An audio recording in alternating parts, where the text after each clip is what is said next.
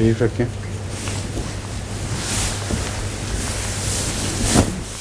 آج کی کلاس کچھ زیادہ بھری ہوئی ہے یا لگ رہا ہے؟ ہاں فل ہے ماشاء اللہ. شمس صاحب نہیں صرف ہاں ان کو اب بھول گیا بس ٹھیک ہے. یہ ہماری سورہ طور چل رہی ہے نا ابھی تک. اب جو 2-3 ترجمہ قرآن کریم کی کلاسز ہونے والی ہیں ان میں اردو ترجمے میں اور بعض تفسیری وضاحتوں کے لحاظ سے کافی دقت پیش آئی ہے. اب میں ترجمے کے دوران آپ کو سناؤں گا تو پھر سمجھ آئے گی کہ انسان سچی نظر سے اگر پڑھتا جائے تو کئی چیزوں سے نظر چوک جاتی ہے. اب اللہ کرے کہ حق ادا ہو سکے. اعوذ باللہ من الشیطان الرجیم بسم اللہ الرحمن الرحیم واقبل بعضهم على بعض يتساءلون قالوا انا كنا قبل في اهلنا مشفقين فمن الله علينا ووقانا عذاب السموم انا كنا من قبل ندعوه انه هو البر الرحيم فذكر فما انت بنعمة ربك بكاهن ولا مجنون ام يقولون شاعر نتربص به ريب المنون قل تربصوا فإني معكم من المتربصين ام تأمرهم أحلامهم بهذا ام هم قوم طاغون ام يقولون تقوله بل لا يؤمنون فليأتوا بحديث مثله إن كانوا صادقين أم خلقوا من غير شيء أم هم الخالقون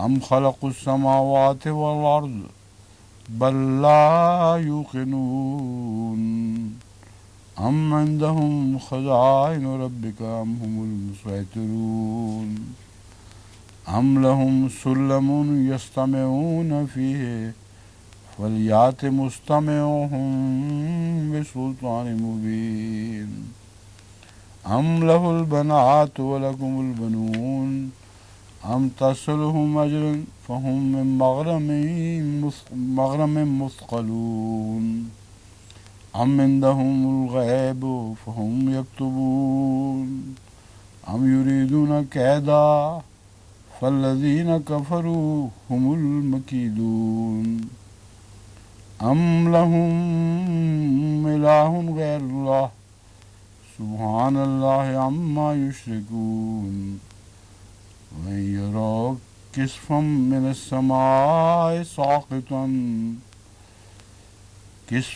السماء ساقطا يقولوا سحاب مركوم فذرهم حتى يلاقوا يومهم الذي فيه يسقون يوم لا يغني عنهم كيدهم شيئا ولا هم ينصرون وإن للذين ظلموا عذابا دون ذلك ولكن أكثرهم لا يعلمون واصبر لحكم ربك فإنك بأعيننا وسبح بحمد ربك حين تقوم ومن الليل فسبحه وإدبار النجوم.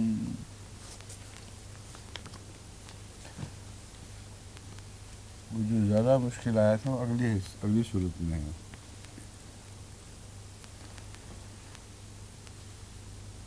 واقبل بعضهم علی بعض یتساءلون، ان میں سے بعض دوسروں کی طرف ایک دوسرے کا حال پوچھتے ہوئے بڑھیں گے۔ اقبلہ بڑھنے کو کہتے ہیں، بڑا ایک دوسرے ایک طرف کسی طرف، یا متوجہ ہوا، دونوں معنی اقبلہ کے بنتے ہیں۔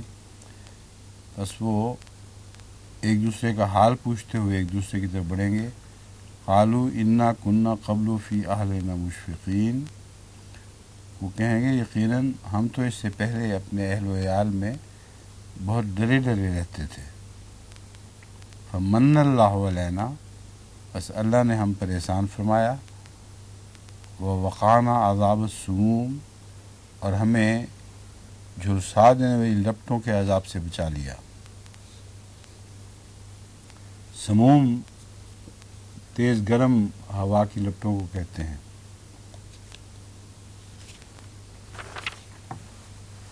انا کننا من قبل ندعوہ، یقیناً ہم پہلے بھی اسی کو پکارتے تھے، بے شک وہ بہت نیک سلوک کرنے والا اور بار بار رحم کرنے والا ہے۔ بر نیک سلوک کرنے والے کو کہتے ہیں۔ فذکر فما انت بنعمت ربک بکاہن ولا مجنون، فذکر میں دو طرح کے ترجمے ممکن ہیں، پس تو نصیحت کرتا چلا جا، یا غرضی کے تو نصیحت کرتا چلا جا، کیونکہ آگے پھر ایک پس اور آنا ہے، اس لیے اگر ایک پس کو غرضی کے میں بدل لیں تو یہ ترجمہ بھی پس کے فا کے لحاظ سے جائز ہے۔ غرضی کے تو نصیحت کرتا چلا جا، پس اپنے رب کی نعمت کے تو فعل، تو نہ تو کاہن ہے نہ مجنون۔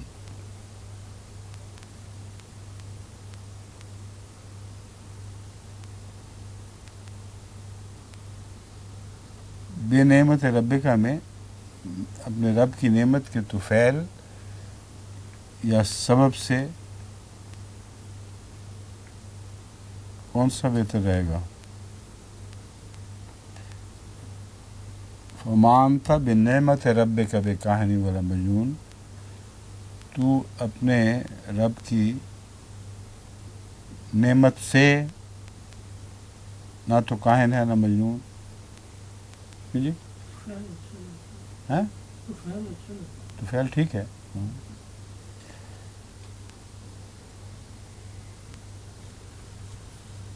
ام یقولون شاعر نتربص بہ ریب المنون، کیا وہ کہتے ہیں کہ یہ ایک شاعر ہے جس کے متعلق ہم گردش زمانہ کی راہ دیکھ رہے ہیں۔ تربص میں راہ دیکھنا ہے۔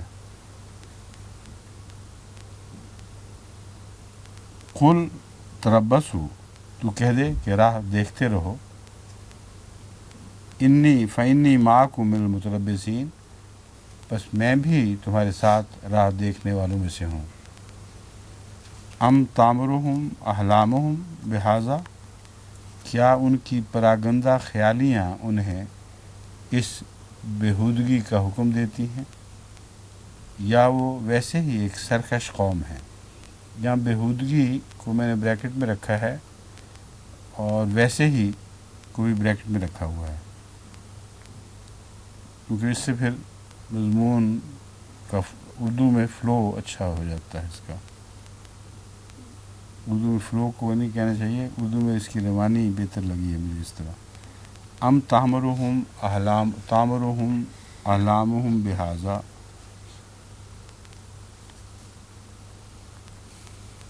بہذا سے کس طرف اشارہ ہے؟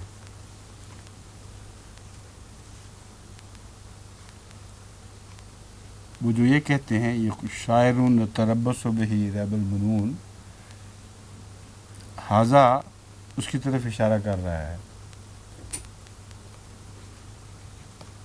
بس اس لیے درمیان میں جو جملہ آیا ہے قل تربصوا فإنی معکم من المتربصین، اس کے بعد اس سے پہلی آیت کے ساتھ اس کا جوڑ واضح کرنے کی خاطر میں نے حاذا سے مراد پراگندہ خیالیاں لی ہیں۔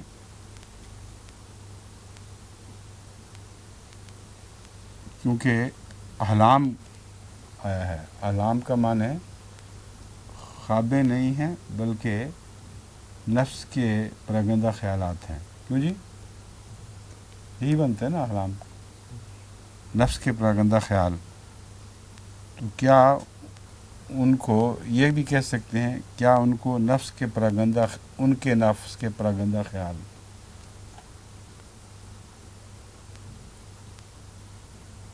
کیوں جی؟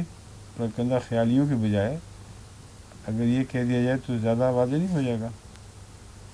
کیا ان کو ان کے نفس کے پراگندہ خیال اس بےہودگی کا حکم دیتی ہیں یا اس کا حکم دیتی ہیں؟ دیتے ہیں، پھر ہو جائے گا نا خیال. دیتے ہیں. ہاں وہ دیتی ہیں کہ تو سوال نہیں آئے گا پھر. اب مجھے سمجھ آئی ہے کہ میں نے پراگندہ خیالیاں کیوں کیا تھا. یہ تانیث میں چل رہا ہے. میری کوشش ہوتی ہے کہ عربی میں اگر تانیث میں مضمون چل رہا ہو تو جہاں تک ممکن ہو اسے اردو میں بھی تانیث میں ہی دکھاؤں. اس وجہ سے یہ میں نے یہ کیا تھا. ویسے اگر اس کو تذکیر میں اردو میں بدلا جائے تو پھر پراگندہ خیال کافی ہوگا. اب دونوں میں سے کون سی ترجمے کی طرز کو آپ زیادہ پسند کریں گے؟ موجودہ صورت میں یہ بنتا ہے احلام مہم بہذا میں کیا ان کی پراگندہ خیالیاں انہیں اس بےہودگی کا حکم دیتی ہیں یا وہ ویسے ہی ایک سرکش قوم ہے، یا ویسے کی بھی ضرورت ہی نہیں شاید، یا وہ ایک سرکش قوم ہے. جی مومن صاحب چھپنے سے پہلے اس کو کر لیں آخری پالش. ہاں بتائیں.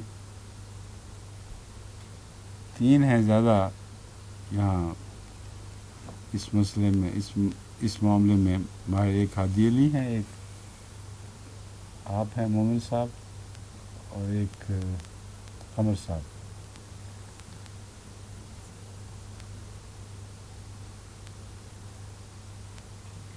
ہیں ٹھیک ہے. آپ کیا کہتے ہیں؟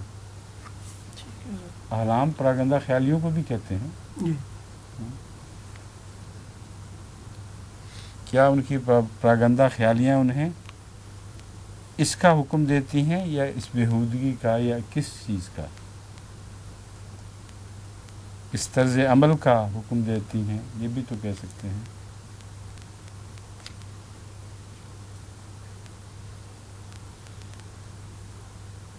یا محض اس کا رہنے دیا جائے، کسی بریکٹ کی ضرورت نہیں پڑے گی پھر.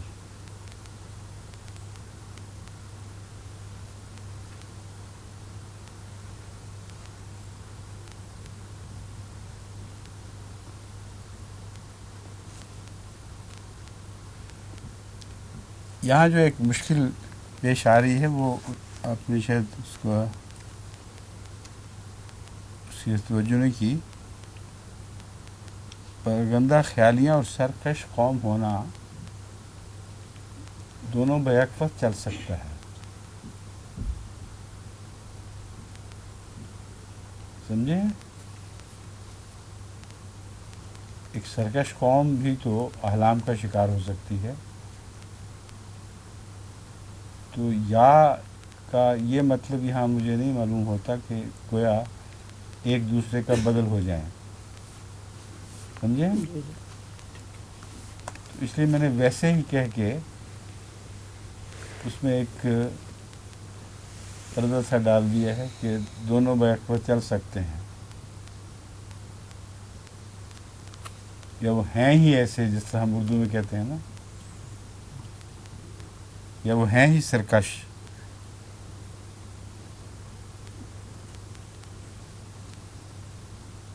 یہ ہیں ہی میرا خیال زیادہ با محاورہ ہو جائے گا. اس کو ٹھیک کر لیں. کیا ان کی پراگندہ خیالیاں انہیں اس کو حکم دیتی ہے یا وہ ہیں ہی ایک سرکش قوم؟ ام یقولون تقولہ کیا وہ کہتے ہیں کہ اس نے جھوٹ گھڑ لیا ہے؟ حقیقت یہ ہے کہ وہ کسی صورت ایمان لانے والے نہیں۔ ام یقولون تقولہ بل لا یؤمنون، اگر صرف اتنا رہنے دیا جائے ظاہری ترجمہ کیوں بنے گا؟ کیا وہ کہتے ہیں اس نے جھوٹ گھڑ لیا ہے بلکہ وہ ایمان لانے والے نہیں۔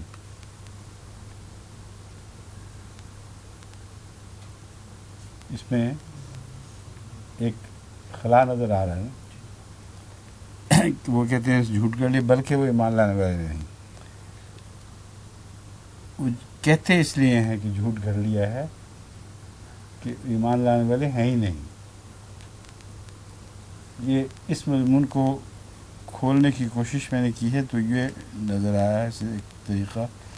کیا وہ کہتے ہیں کہ اس نے جھوٹ گھڑ لیا ہے؟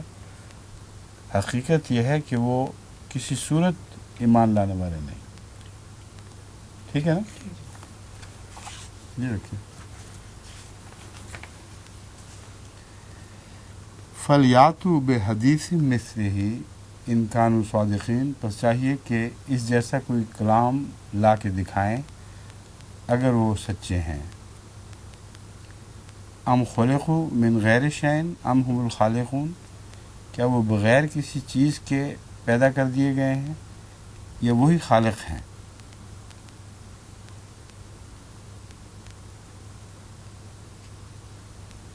اب جب کہا جائے بغیر کسی چیز کے پیدا کر دیے گئے ہیں تو بظاہر اس کا جواب یہ، اس کے بعد یہ جملہ ذہن میں ابھرتا ہے کہ یا وہ کسی چیز سے پیدا کیے گئے ہیں۔ اس لیے یہاں ام خلقوا من غیر شیء سے مراد یہ ہے کہ ان سے پہلے عدم تھا، کیا وہ عدم سے پیدا کیے گئے ہیں؟ اور اگر عدم سے پیدا کیے گئے ہیں تو عدم سے پیدا کرنے والے کا ایک خالق ہونا چاہیے، ورنہ عدم سے چیز خود بخود پیدا ہو نہیں سکتی۔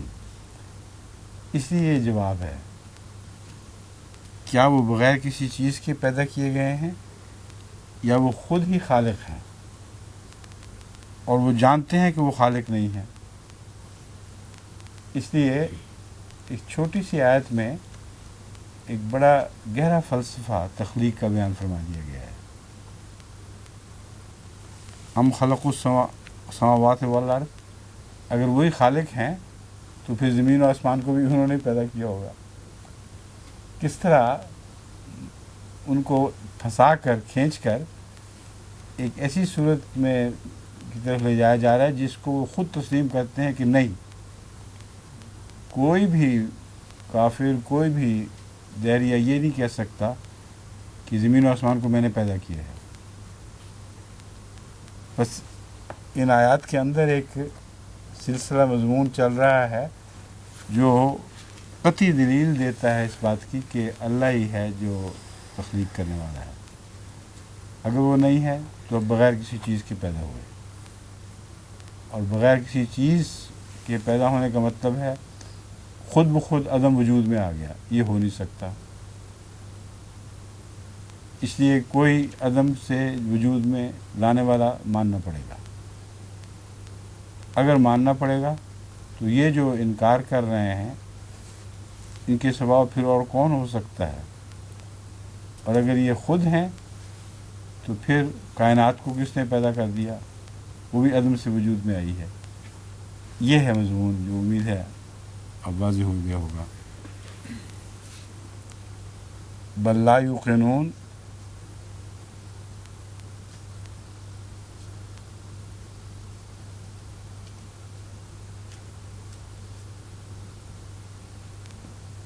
اصل میں یہاں اب ایک مشکل ہے۔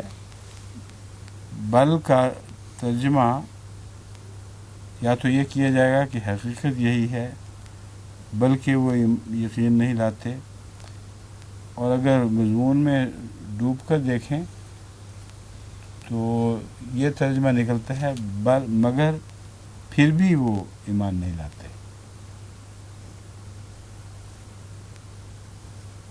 بل کا ترجمہ مگر پھر بھی ہو سکتا ہے کہ نہیں، یہ میں انتظار کر رہا تھا کہ آپ کی کلاس لگے تو پوچھوں آپ سے. روانی کے لحاظ سے دیکھیں نا، یوں بنتا ہے پھر، کیا انہوں نے آسمانوں اور زمین کو پیدا کیا ہے؟ نہیں، مگر پھر بھی وہ ایمان نہیں لاتے، یقین نہیں لاتے. اور دوسری صورت یہ ہے، کیا انہوں نے آسمانوں اور زمین کو پیدا کیا ہے؟ نہیں، بلکہ وہ یقین نہیں کرتے یا لاتے.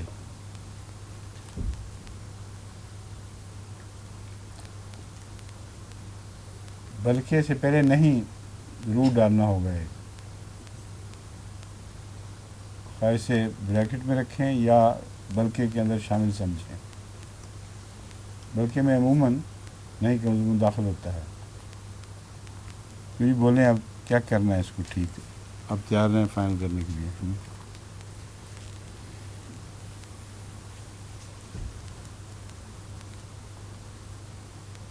کیا انہوں نے ہی آسمانوں اور زمین کو پیدا کیا ہے؟ نہیں، بلکہ وہ یقین نہیں کرتے، یہ یقین لانے والے نہیں، یقین کرنے والے نہیں. اور یقین کے ساتھ کیا لگتا ہے، یقین لانا یا یقین کرنا؟ رکھنا، یقین رکھنا. یقین رکھنا بھی لگتا ہے اور یقین کرنا بھی ہوتا ہے. جس چیز پر یقین لے آنا، تو تینوں چیزیں چلتی ہیں. بل لا یوقنون،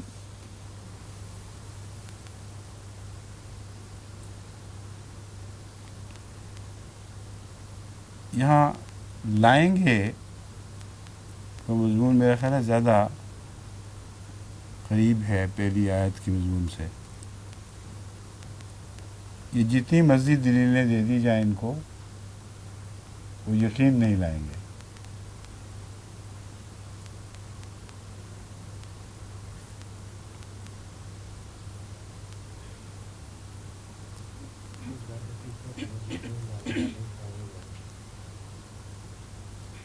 یوقنون میں مستقبل کا میرا خیال ترجمہ بہتر ہے. ہاں؟ اللہ یؤمنون کا اس طرز پہ ترجمہ فرمایا تھا، تو اسی طرز پہ اس کا بھی ہو جائے تو ہاں اسی طرح سے ہو جائے. حقیقت یہ ہے کہ کسی صورت میں یقین نہیں لائیں گے. ہاں کسی صورت یقین نہیں لائیں گے، یہ بہتر ہے. اوپر والے وہی پہلے والا ترجمے کو میں بھی سوچ رہا تھا اسی کو دہرا دیا جائے یہاں، یعنی طرز کو وہی دہرا دیا. بلکہ حقیقت یہ ہے، یا بلکہ نہیں ہوگا پھر. حقیقت یہ ہے کہ حقیقت یہ ہے کہ وہ کسی صورت یقین نہیں لائیں گے. ٹھیک ہے، پھر اس کو خود ٹھیک کرنا ہوگا.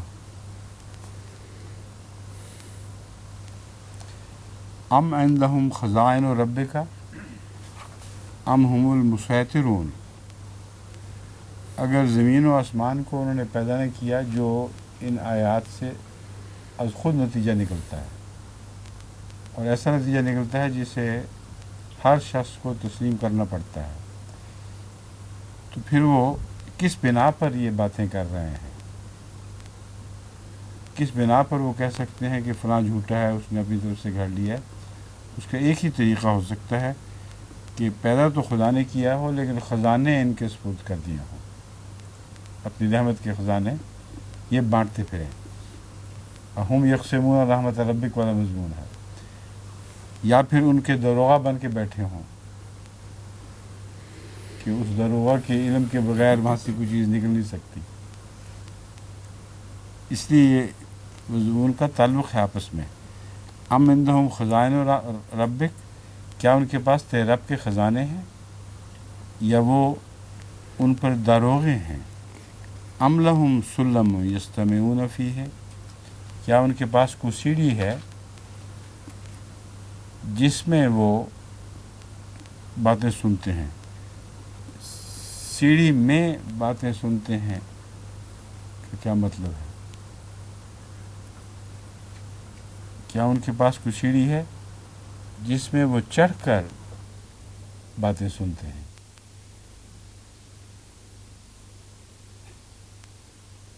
ٹھیک ہے،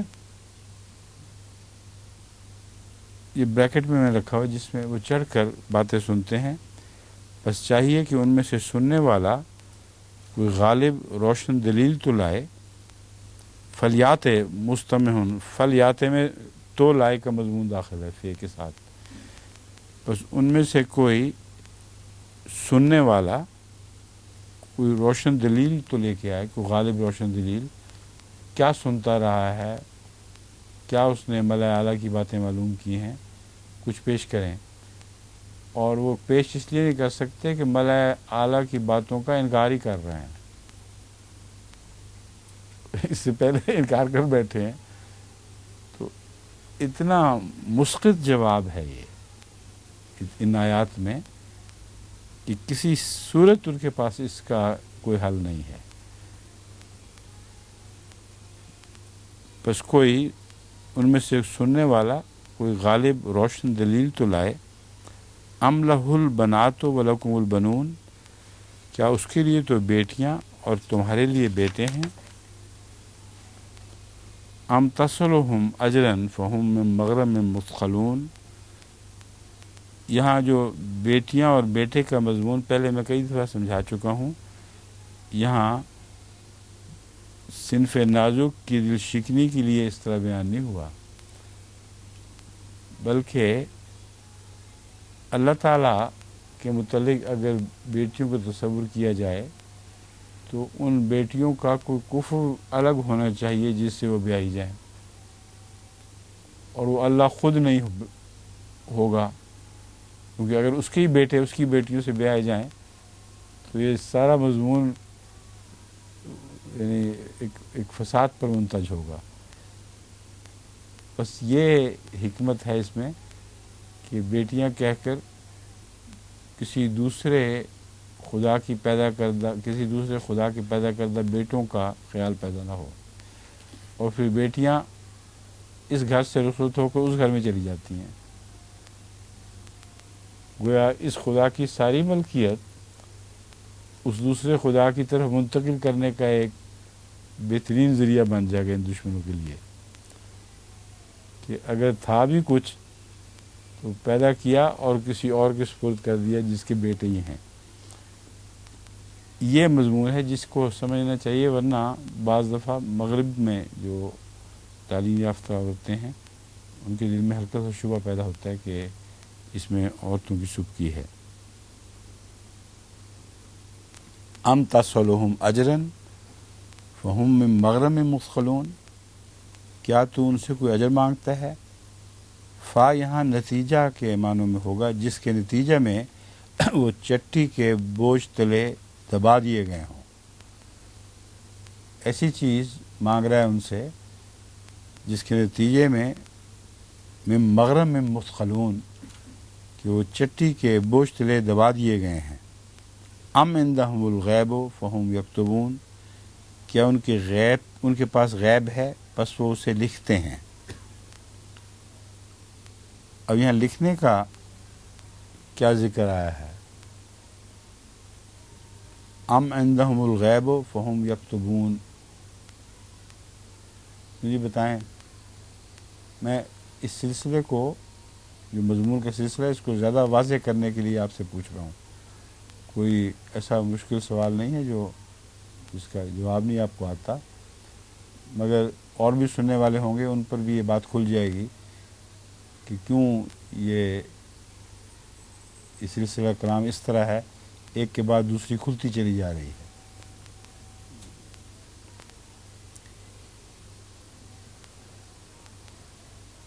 وہ کتاب کے منکر ہیں،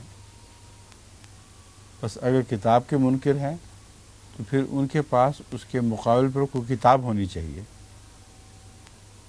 جو لکھی جاتی ہے، اور جو باقی باتیں وہ سنی سنائی ہیں، ڈھکوسلے ہیں، تبھی قرآن کریم نے شروع سے آخر تک انبیاء کے تعلق میں کتابوں کا ذکر فرمایا ہے۔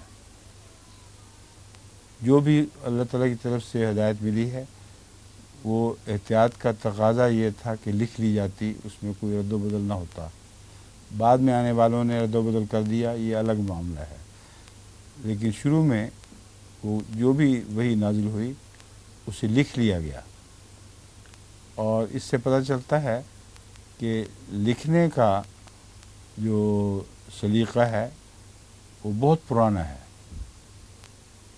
اور جب سے وہی نازل ہوئی ہے لکھنے والے لکھنا جانتے تھے. بس اگر وہ کتاب کا انکار کر رہے ہیں تو پھر مقابل پر کوئی کتاب لائیں. یعنی کتاب کے حسن و خوبہ کی بحث نہیں ہو رہی، کچھ تو ہو، کوئی دستاویز ہی نہیں پیش کر سکتے، اس لیے کہ وہ دستاویز کے ہیں ہی منکر. وہ کتابیں نازل ہوئی ہوں تو انہوں نے کچھ لکھا ہو.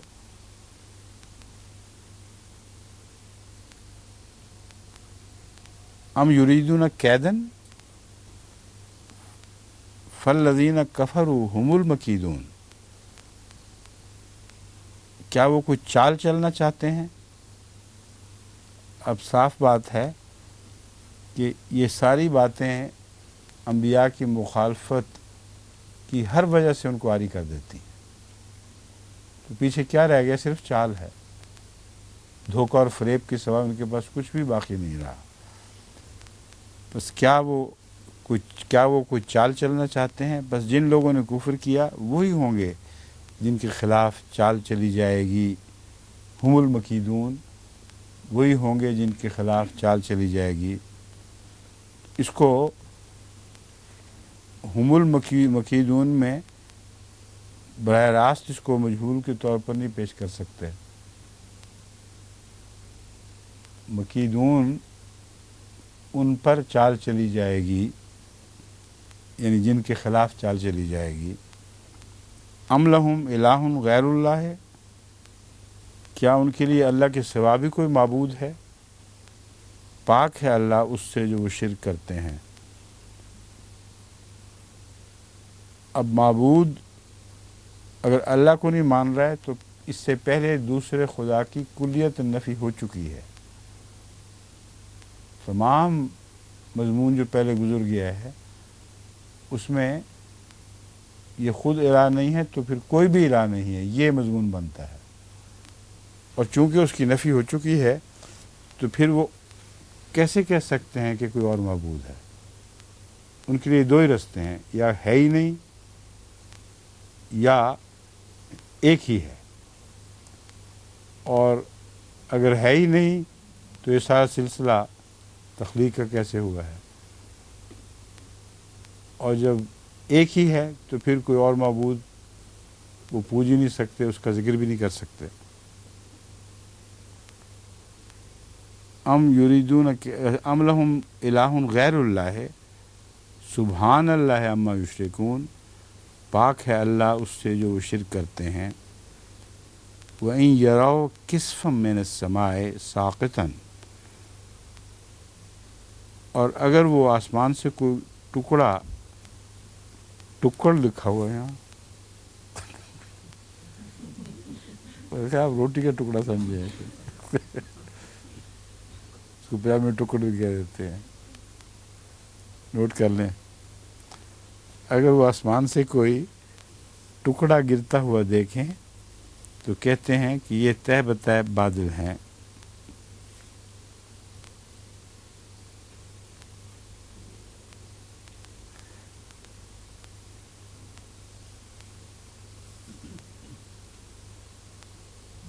یہ جو ترجمہ ہے یہ بھی مشکل والا ترجمہ ہے.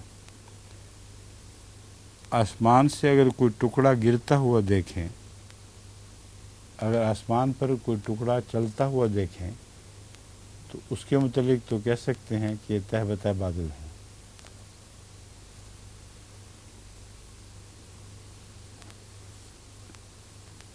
سوائے اس کے کہ اس کو مستقبل میں ترجمہ کیا جائے. اگر وہ آسمان سے کوئی ٹکڑا گرتا ہوا دیکھیں گے تو کہیں گے کہ یہ تہ بتہ بادل ہے، کیونکہ بادل بھی چلتے پھرتے نیچے آ جایا کرتے ہیں.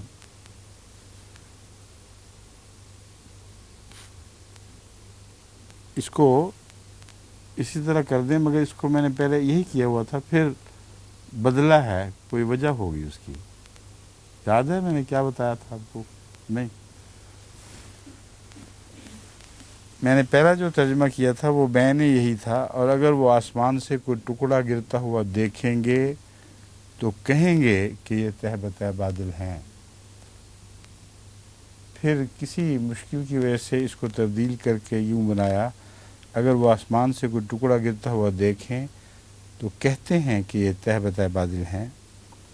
فذرہم حتی یلاقوا یومہم الذی فیہ یوثقون، بس تو انہیں چھوڑ دے یہاں تک کہ وہ اپنے اس دن کو دیکھ لیں جس میں ان پر بجلی گرائی جائے گی.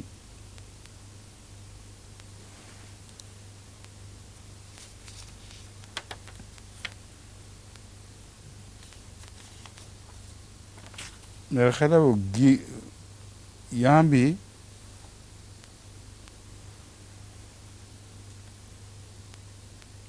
گائے چاہیے تھا پہلے، ہیں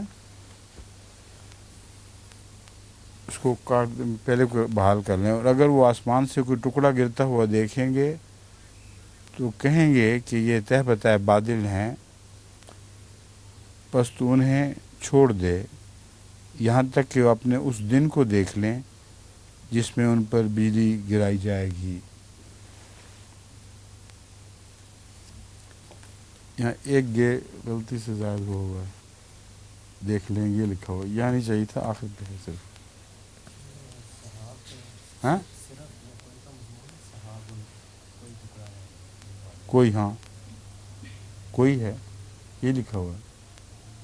ہاں نہیں ہے کوئی. اور اگر وہ آسمان سے کوئی ٹکڑا، ہاں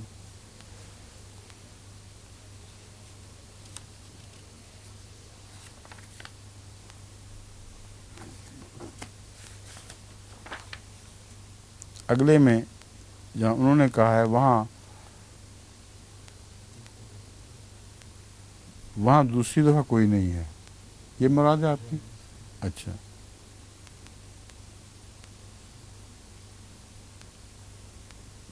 کہیں گے کہ ایک تہ بتہ بادل ہے، یہ کی بجائے ایک کر دیا جائے. ہاں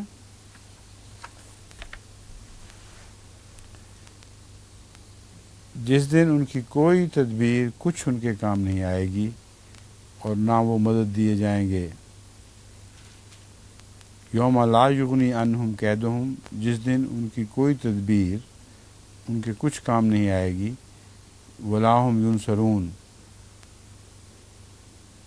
وَإِنَّ لِلَّذِينَ ظَلَمُوا عَذَابًا دُونَ ذَلِكَ وَلَكِنَّ أَكْثَرَهُمْ لَا يَعْلَمُونَ، اور یقیناً وہ لوگ جنہوں نے ظلم کیا ان کے لیے اس کے علاوہ بھی عذاب ہوگا، لیکن ان میں سے اکثر نہیں جانتے.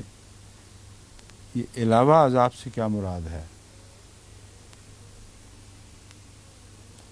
پہلا عذاب اس دنیا میں ہے، جو بجلی گرائی جائے گی ان کے اوپر، وہ دنیا کا عذاب ہے. علاوہ عذاب سے مراد مرنے کے بعد کا عذاب ہے. وَاصْبِرْ لِحُکْمِ رَبِّكَ فَإِنَّكَ بِأَعْیُنِنَا وَسَبِّحْ بِحَمْدِ رَبِّكَ حِینَ تَقُومُ، اور اپنے رب کی خاطر صبر کر. یہ حکم رب کا، ایک تو فصبر لحکم رب کا یہ مطلب بن سکتا ہے اپنے رب کے حکم کو مضبوطی سے پکڑ کر بیٹھ جا. دوسرا ہے ان لوگوں کی باتوں پر چونکہ صبر کرنا ہے، اس لیے غالباً یہ دوسرا مضمون یہاں ہے. پس تو اور اپنے رب کے حکم کی خاطر صبر کر، بس یقیناً تو ہماری آنکھوں کے سامنے ہے. اور اپنے رب کی حمد کے ساتھ تسبیح کر جب تو اٹھتا ہے. حین تقوم،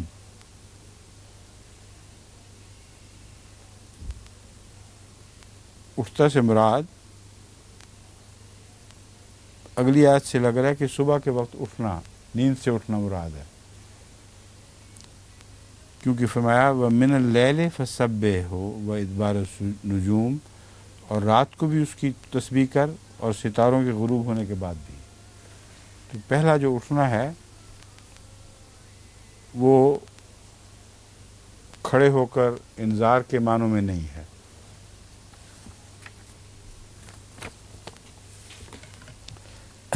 اب اگلی سورت سورہ النجم. اعوذ باللہ من الشیطان الرجیم بسم اللہ الرحمن الرحیم.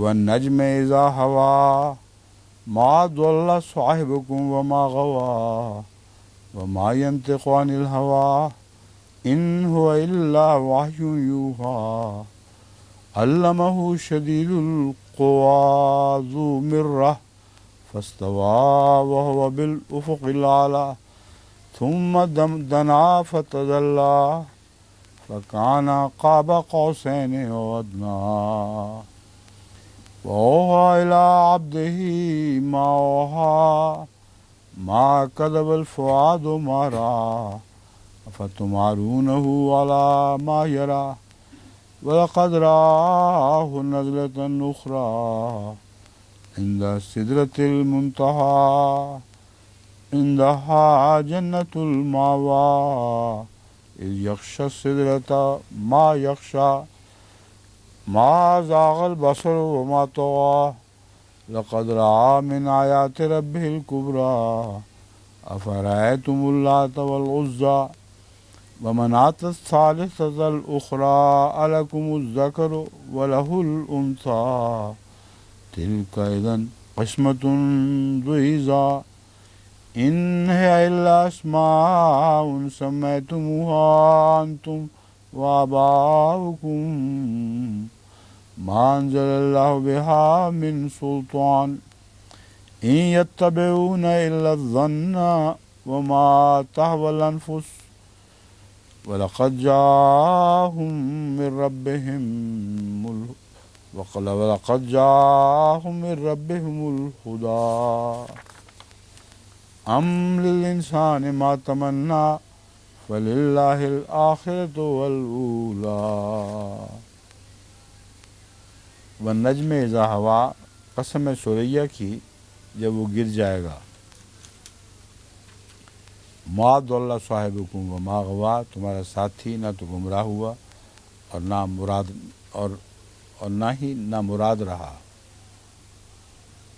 النجم اذا ہوا، قسم ثریا کی جب وہ گر جائے گا.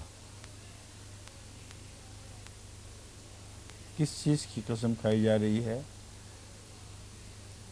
اور وہ قسم کیا اطلاق کرتی ہے رسول اللہ صلی اللہ علیہ وسلم کی صداقت پر؟ اور اگر یہ مستقبل کی ہے تو پھر اس دور میں اس نے کیا گواہی دی؟ اس بات نے جو ابھی پوری نہیں ہوئی، ابھی آئندہ ہوگی. سمجھے؟ یہ میں کہہ رہا تھا کہ ایک صورت آنے والی ہے، وہ چھوٹی چھوٹی سادہ سادہ سی آیات ہیں لیکن مضمون بہت گہرے ہیں. کیوں جی آپ بتائیں، اب ہل رہے ہیں بات کرنے کے لیے ویسے ہی؟ اچھا کرو. والنجم اذا ہوا، قسم ہے ثریا کی جب وہ گر جائے گا.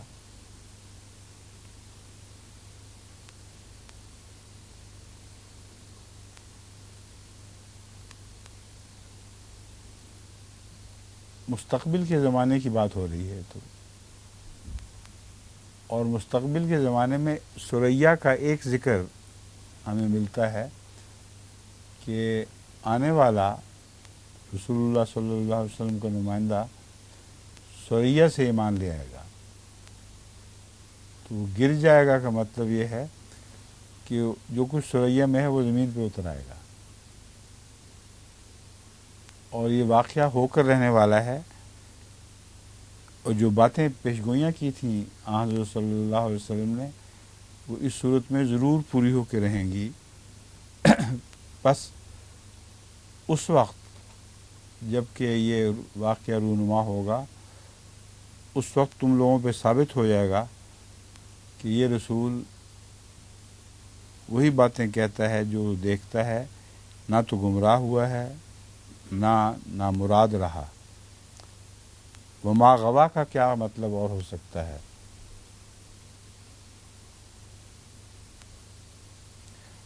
ضلع کا معنی گمراہ ہونا ہے، غوا کا معنی بھی گمراہ ہونا ہو سکتا ہے، مگر پھر اس صورت میں ترجمہ یہ بنے گا نہ تو یہ گمراہ ہوا نہ یہ گمراہ ہوا،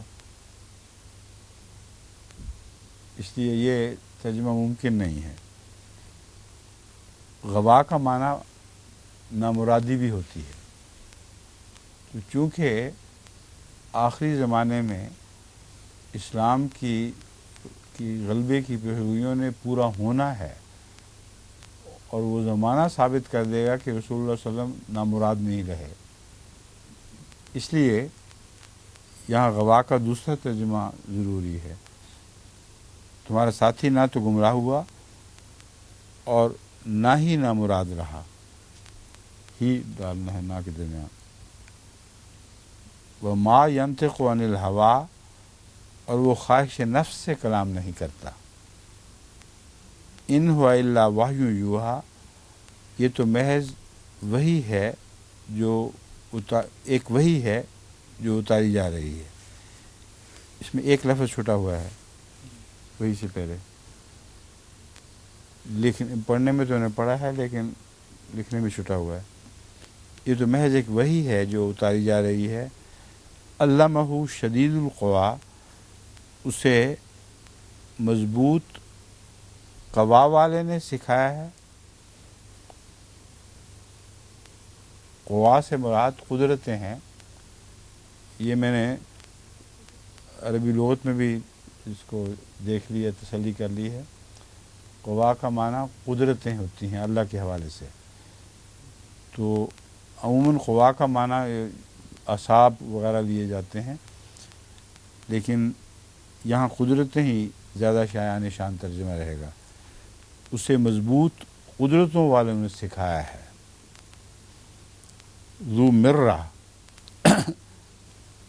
مرہ عقل اور حکمت کو کہتے ہیں، بڑی حکمت والا ہے۔ فاستویٰ، پس وہ متمکن ہوا یا فائز ہوا، کون سا ترجمہ بہتر ہو سکتا ہے؟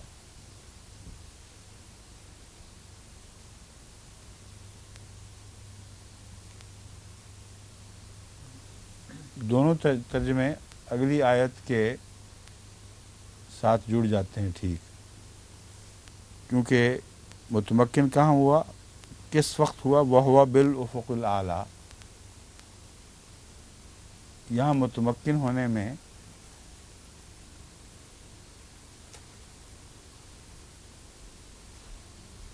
ایک مشکل یہ پڑتی ہے یہ ترجمے میں کہ متمکن تو ہمیشہ ہی رہتا ہے، استوا اس نے کیا ہے زمین و آسمان کی پیدائش کے بعد سے متمکن ہی ہے، مگر اس کا تمکن افق الاعلیٰ پہ تو نہیں ہے، صرف ہر جگہ ہے۔ تو اگر وہ فائز ہوا کہہ دیا جائے تو اس میں متمکن کا مضمون بھی ہے، اور اس وقت ظاہر ہونے کے معنی بھی آ جاتے ہیں، یعنی اس وقت رسول اللہ صلی اللہ علیہ وسلم نے اس کو دیکھا، اس کو جب وہ ملأ اعلیٰ پر فائز ہوا۔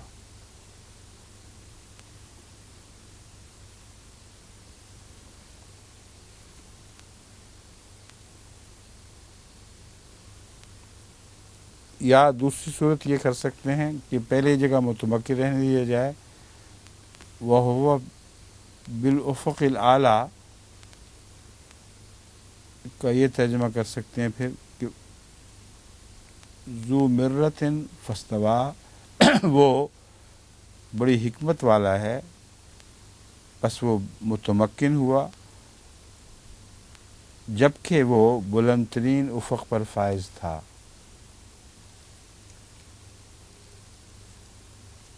بلند ترین افق پر تھا میں فائز کا مضمون از خود داخل ہے، اس وقت وہ متمکن ہوا۔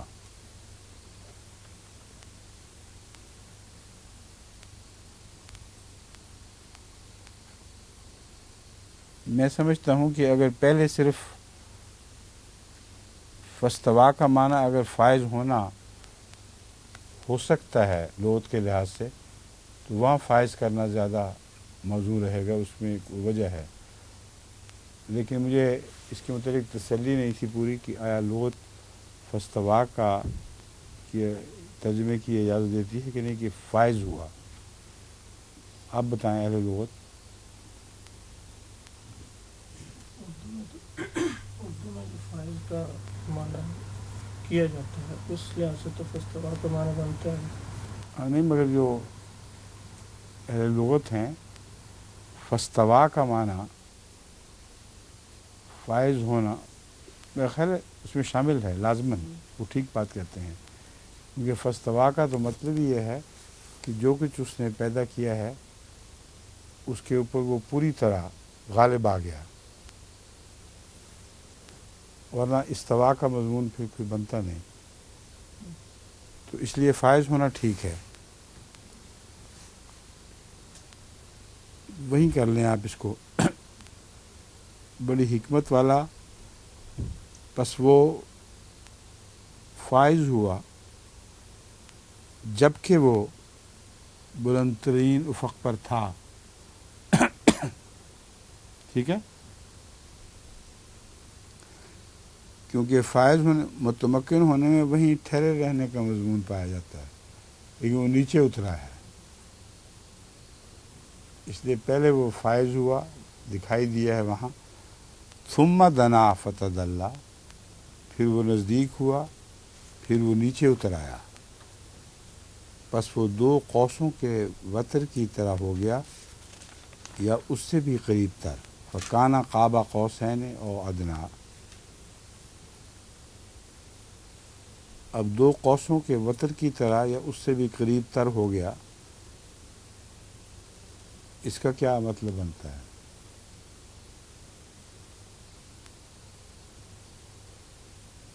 ترجمہ تو بالکل لفظ درست ہے، مگر کچھ سمجھ تو آنی چاہیے کہ کس طرح دو قوسوں کا وتر ہوا۔ ڈاکٹر صاحب آپ لڑائیں اپنا دماغ آج۔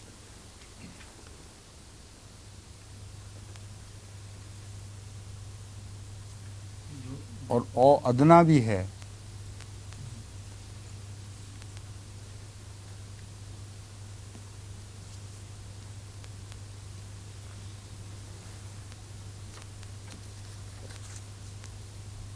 اگر دنا کا معنی یہ ہوگا پھر وہ نزدیک ہوا، پھر وہ نیچے اتر آیا، تو او ادنا میں اور نزدیک کے معنی نہیں لیے جا سکیں گے، کیونکہ اور نزدیک کا معنی یہ کیسے بن جائے گا کہ وہ دو قوسوں کا وتر ہو گیا۔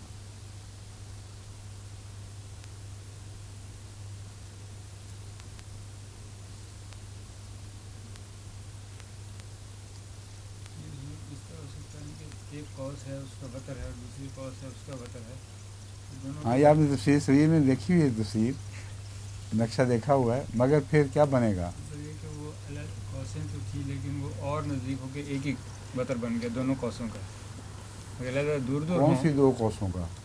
اگر ایک قوس ہے اس کا ایک وتر ہوگا علیحدہ، دوسری قوس کا اپنا وتر ہے، ٹھیک ہے، تو وہ اگر نزدیک آ جائیں گی دونوں کا وتر ایک ہی بن جائے گا۔ وہ قوسیں کون سی ہوں گی؟ ایک اللہ تعالیٰ کی طرف اشارہ ہے، ایک رسول اللہ صلی اللہ علیہ وسلم کی طرف، دوسری؟ رسول اللہ صلی اللہ علیہ وسلم کی طرف۔ تو ان آیات کو اس پر چسپاں کر کے دیکھیں نا، کانا قاب قوسین او ادنا، ایک کانا قاب قوسین او ادنا میں اس کا اترنا رسول اللہ صلی اللہ علیہ وسلم کی طرف ہوگا۔ اب سارے مضمون کو دوبارہ سننا پڑے گا اس تسلسل میں۔ منظر کشی یہ ہے کہ رسول اللہ صلی اللہ علیہ وآلہ وسلم نے جو کچھ دیکھا وہ بیان فرمایا، اور اس رب کو دیکھا جس نے آپ پر وحی نازل فرمائی، اور ایک افق اعلیٰ پر فائز کے ہوتے ہوئے دیکھا۔ افق اعلیٰ پر کوئی جسم تو نہیں تھا جو فائز ہوا ہے، اس لیے یہ حصہ بھی دوبارہ توجہ طلب ہے۔ افق اعلیٰ پر فائز ہونے کا مطلب یہ ہے کہ اس نے ایک ایسی وحی نازل کی ہے جو تمام کائنات کے ہر حصے پر چسپاں ہونے والی ہے اور تمام کائنات پر وہ وہی غالب آنے والی ہے۔ قرآن کریم کا مطالعہ اس پہلو سے کر کے دیکھیں تو یہ پہلی کتاب ہے جس کا مضمون ساری کائنات پر فائز ہے، کوئی حصہ باقی نہیں کائنات کا ایسا جس پر یہ غالب نہ آئی ہو۔ تو اللہ کے تمکن کا معنی ان معنوں کے سوا ممکن ہی نہیں، ورنہ یوں نظر آئے گا کہ گویا آسمان پر خدا تعالیٰ کو رسول اللہ صلی اللہ علیہ وسلم نے دیکھا کسی صورت میں، کسی بھی صورت میں دیکھنا ممکن نہیں سوائے معنوی لحاظ سے۔ اور افق اعلیٰ پہ کیوں دیکھا یہ میں بتا رہا ہوں، اس لیے کہ جو کلام نازل ہوا تھا وہ کلام سب سے اعلیٰ تھا۔ تو ان معنوں میں آپ نے دیکھا، اور یہ بات جو ہے یہ ہوا سے نہیں کی گئی، بس افق اعلیٰ پر جب وہ اب خدا تعالیٰ ظاہر ہوا تو پھر نیچے اترا ہے، یعنی رسول اللہ صلی اللہ علیہ وسلم کی طرف جھکا ہے، نزدیک ہوا فتدلی۔ اب جہاں نزدیک آنے کے بعد جو قصہ شروع ہوتا ہے یہ ہے وہ فکان قاب قوسین او ادنیٰ، بس وہ دو قوسوں کی ایک وتر کی طرح ہو گیا۔ میں اس سے جو تصویر ذہن میں بناتا ہوں وہ اس سے مختلف ہے جو تفسیر کبیر میں ایک منظر کشی کی گئی ہے ایک تصویر کی صورت میں، کیونکہ اگر دو قوسوں کو ایک دوسرے کے مد مقابل رکھیں اور وتر ملا دیں تو وتر تو ایک ہوگا لیکن اس کا چلایا ہوا تیر کسی طرف بھی نہیں چل سکتا، اگر کھینچیں گے تو یا خدا کی طرف چلے گا اور وہ وتر خدا کا وتر رسول اللہ علیہ وسلم کی طرف ہٹ جائے گا، اور اگر اللہ اپنی طرف کھینچے تو وہ نعوذ باللہ من ذالک رسول اللہ علیہ وسلم کی طرف تیر چلتا ہے۔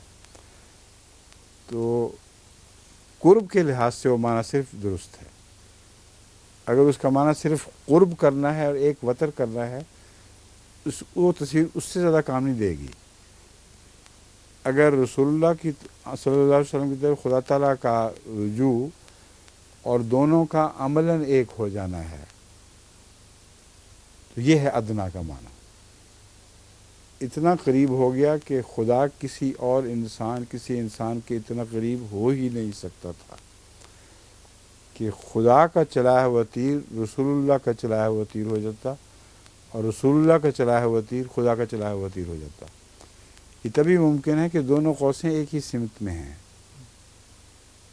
اور وہاں دونوں کا وتر ملا ہوا ہے، ایک وسیع قوس ہے ایک ہلکی چھوٹی قوس ہے، یہ خدا کی قوس غالب ہے اس قوس کے اوپر حاوی ہو گئی ہے اور دونوں کا وتر ایک ہو گیا ہے۔ جب بھی اس کو کھینچا جائے گا یہ خدا ہی کی طرف جھکے گا، خواہ یہ قوس حرکت میں آئے یا وہ قوس حرکت میں آئے، نتیجہ ایک ہی نکلتا۔ یہ تھی جو میں کہہ رہا تھا، اس صورت میں کافی مشکل مقام آتے ہیں جو ٹھہر ٹھہر کے طے کرنے پڑیں گے، باقی پھر سے انشاءاللہ۔ آپ سمجھ گئے نا اس مسئلے کو؟ بالکل۔